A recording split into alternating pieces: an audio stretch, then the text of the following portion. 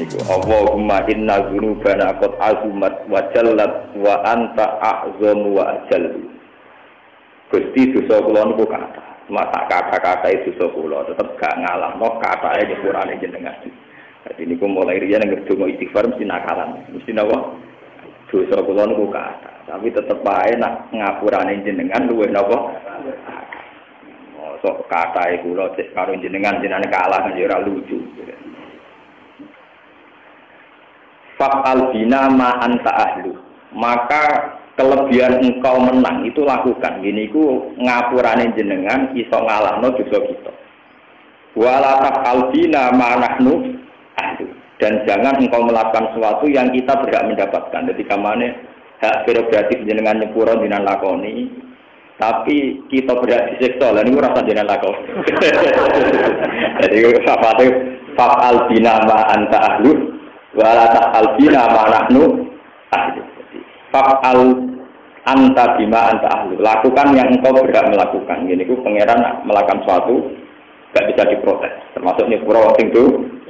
Tapi wala ta'al bina ma nahnu ahlu. Jangan lakukan sesuatu yang kita berhak mendapatkan. Maksudnya apa? Ada.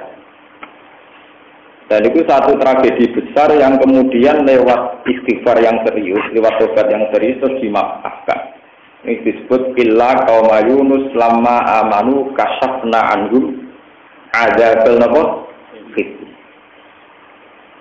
Niku dados peringatan ya, dados peperangan. Ngantos sak mangke Allah segadah sunah ngoten. Apapun ekstrimnya kesalahan seorang hamba, kalau dibarengi dengan tobat yang ekstrim ini perlu dicatat. Kalau kesalahan itu ekstrim, tobatnya harus nopo ekstrim. Jangan kesalahannya fatal, tobatnya terus musiman, itu gak akan disepuro. Gambar pengiran, nopo gambar pengiran itu gak bisa. Kalau cerita riwayat dulu, sebelum sampai menganalisis pakai ilmu kasus ilmu thariqah syariat. Kalau ada riwayat kata tentang itu. Wahsy ini ku pembunuh Hamzah. Wahsy itu pembunuh nopo. Hamzah zaman itu dapat gelar ahabbun nas ila Rasulillah. Orang paling dicintai Rasulullah karena beliau punya gelar Asadullah, pelindung Rasulullah. Neng perang Uhud, Said Hamzah dibunuh sinten? Wahsy. Wahsy diparingi tobat kalian Allah. Terus janji dengan Nabi, ya Rasulullah, fakama qataltu ahabban nasi ilaika sa'aqtulu abghadun nasi ilaika. Saya bersumpah sebagaimana saya telah membunuh orang yang paling kau cintai, saya bersumpah pasti akan membunuh orang yang paling kau benci. Akhirnya dekne nate mateni Musailamah al-Kadzdzab, niku sing ngarang Quran. Jadi pun buk satu napa? Begitu juga ketika Umar masuk Islam. Ketika si preman ini kafir, Nabi susah sapol. Goneng dinggon berwong saleh ora pati wani tukar. Mulane Kanjeng Nabi ono Ammar, Bilal, Suhaib, terus Abu Bakar Islam cek sumpah. Mulane nek ana preman-preman seneng kiai mun sunai riyen preman tadi kekuatane kiai, pasukan berani napa? Mati. Kanjeng Nabi cek susah sampai nate donga Allahumma izal Islam di Umar. Nah sing Islam iki wong-wong rawani tukaran cek repot. Gusti mbok preman niku lebono Islam, nggo gamane nggo rame-rame, nggo napa? Kok nek sing masuk Islam Umar itu preman, pengangguran, nggih. Dekne iku senengane mangkal ning pasar Mijinah, pasar Sukan. Iku entuke dhuwit iku nak didugulan. Nak menang diajahi sakmene, nak kalah sakmene. Dadi nak ora ono sing ngedu ya semangat. Lah Umar gulate menangan. Nah Nabi suruh ana sing Islam ki cocok. Wis digo satpam. Delala pengiran dituruti, Umar masuk napa? Islam. Wah, baik gendera. Riyen Kanjeng Nabi sing dakwahe delik-delik mergo wedi Abu Jahal Abu Lahab. Saiki gendera Abu Lahab sing delik, krungu Umar masuk Islam itu delik. Mergo hari pertama masuk Islam, Umar pertama golek Abu Lahab Abu Jahal diparani ning omah. Kowe nak pegagu Muhammad tak pateni. Jadi saiki gendenan sing Abu Jahal Abu Lahab napa? Delik disebut Allahumma izal Islam napa? Ketika ape masuk ning daleme Kanjeng Nabi niku dodol kabeh. Mergo wedi Umar pe mateni Kanjeng Nabi. Terus Sayyid Hamzah zaman iki sugeng karena periode Mekah. Ketika Sayyid Hamzah sudah mat kamu di belakang. saya yang menghadapi Umar. Kalau dia macam-macam, saya menghadapi. Ternyata Umar menceritakan mau masuk nopo. Dan pertama masuk Islam, Umar diate kayak ngoten, ya Rasulullah, sebagaimana saya bikin kegaduhan dalam kekafiran, saya bersumpah. Kemana zaman kafir pulau itu bikin takut orang Islam. Saya bersumpah zaman Islam saya akan bikin takut orang kafir. Ini. Tidak oleh misalnya sampai dosa itu ekstrim, tobatnya nopo, lamat-lamat betul nggak. Korupsi ini niku untuk salam template seorang jelas puluhan juta, atau berapa 10.000. Nakalan, paham nopo? Ya udah duit demenan bayar 2 juta. Bareng tenang kiai mau salam template deket. Padahal bayar demenan ya 2 juta, bayar di simpanan. Ini orang oleh. Tetap raiso tobat, raiso ditomponan. Nah ini pangeran tetap gak ada ukuran, standar minimal. Ini ku banding, mukafa'ah. Ini ku cerita tentang Umar dan Walid. Kemudian yang paling populer lagi Khalid bin Walid. Perang Uhud kalah itu tidak lepas dari strategi kecanggihan Khalid bin Walid ketika dia jadi panglima orang nopo kafir. Ini ku ketika wong Islam niku menang. Jadi Khalid itu ngerti, wong Islam itu di atas gunung Uhud. Sehingga dari segi sistem perang itu strategi. Ini ku wong kafir yang di bawah, dipanah wong kono apa? Dhuwur. Gunung teng Uhud itu boten dhuwur, boten ndek. Terus dari Khalid bin Walid lah wong Islam itu masuk Islam lah wis padha ae wong lanang seneng wedokan, seneng ghanimah. Amat-amat sing ayu-ayu mbek unta-unta sing apik dilepas.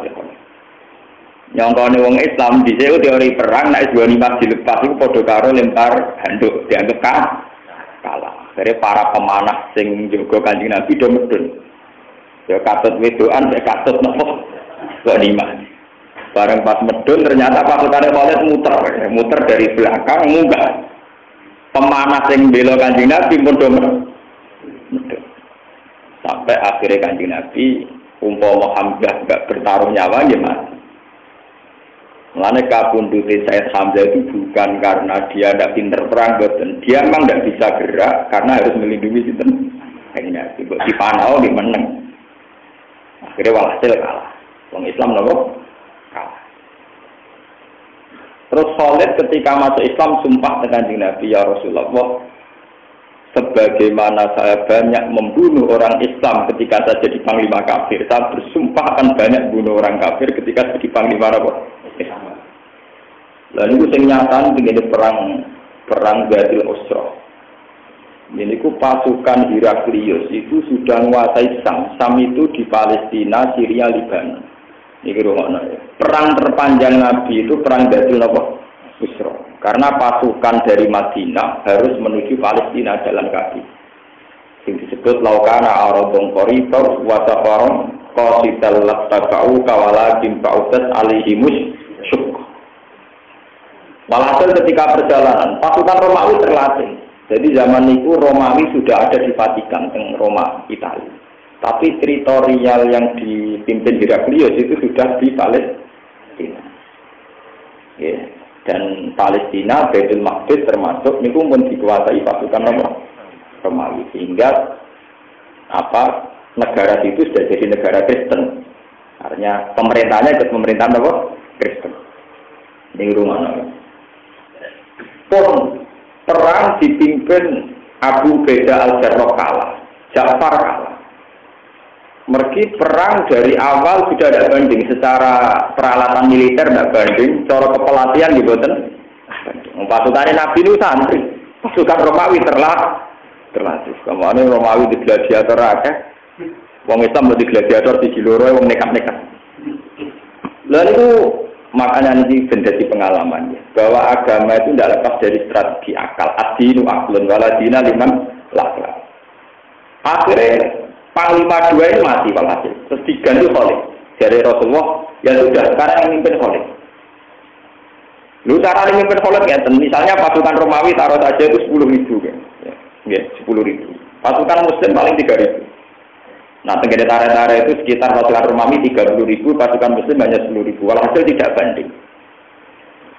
Terus kata Khalid, yang di stop awal. Jadi taruh saja pasukan dipakai 2 stop. Makanya kalau di Quran bayangkan sholat Dhatil Khauf, bersama neleng hukum itu kan bayangannya kan wa idza kunta fihim faqam talahumus sholat fal takum ta'ifatum minhum ma'aka wal yaqulu aslihatahum fa idza sajadu fal yakunu miwaraikum terus wal ta'ti ta'ifatul ukhra lam yusallu fal yusallu ma'aka wal yaqulu fitrahum wa aslihatahum. Ini rumah. Jadi perang Dhatil Khauf, sholat Dhatil Khauf itu strateginya pasukan muslim itu dibikin 2 kelompok, 2 sok. Sok pertama perang, sok belakang sholat. Atau sebaliknya kalau nanti dibalik, sok pertama yang sholat, sok belakang perang. Tinggal keadaan musuh itu di mana. Karena strategi itu strategi pakem di militer. Sampai Khalid digawe strategi. Beniku dari Khalid, ya sudah yang sok awal itu perang. Sok sing guri itu cara Jawa iki napa namanya? Kasejaran sing berjigar-jigar napa? Wal adiyati Khalid, fal muriyati napa? Kota fal mughirati napa? Subha. Pokoke dari Khalid, pokoknya sing guri itu mau konjegar-jegar rojakan yang mengesankan betapa banyaknya pasukan orang Islam. Pokoknya mengesankan ada sekian ribu pasukan yang baru datang. Tapi rasa malah perang. Tenang, barang sing ngarep perang sing gurih debu kan sana kan padang pasirnya kan banyak. Ketika di itu kan enggak kelihatan. Pokoknya roh gemuruhnya pasir yang mengesankan sekian ribuan pasukan sing tidak banding lagi dengan pasukan Roma. Akhirnya Panglima Romawi yang memimpin komandan perang bilang, kita ini tidak banding karena orang Islam dapat bantuan pasukan yang kita tidak akan ngimbangi. Makanya terus mundur. Paham ya? Terus apa? Nah, peristiwa itu terus semenjak itu karena kecanggihan Khalid dalam strategi perang, terus semenjak itu mulai era Abu Bakar Umar, Khalid selalu jadi panglima panglima. Jadi kemenangan dalam umat Islam di luar kekuatan mukjizat itu mesti ada strategi. Dan itu pula yang menjadikan Khalid tobatnya ditompo itu kecanggihan dia dalam strategi perang mengalahkan Muslim zaman Uhud dipakai ulang saat dia jadi pasukan Islam mengalahkan pasukan Romawi yang kemudian sah. Intinya berbeda. Kemudian sebenarnya apa?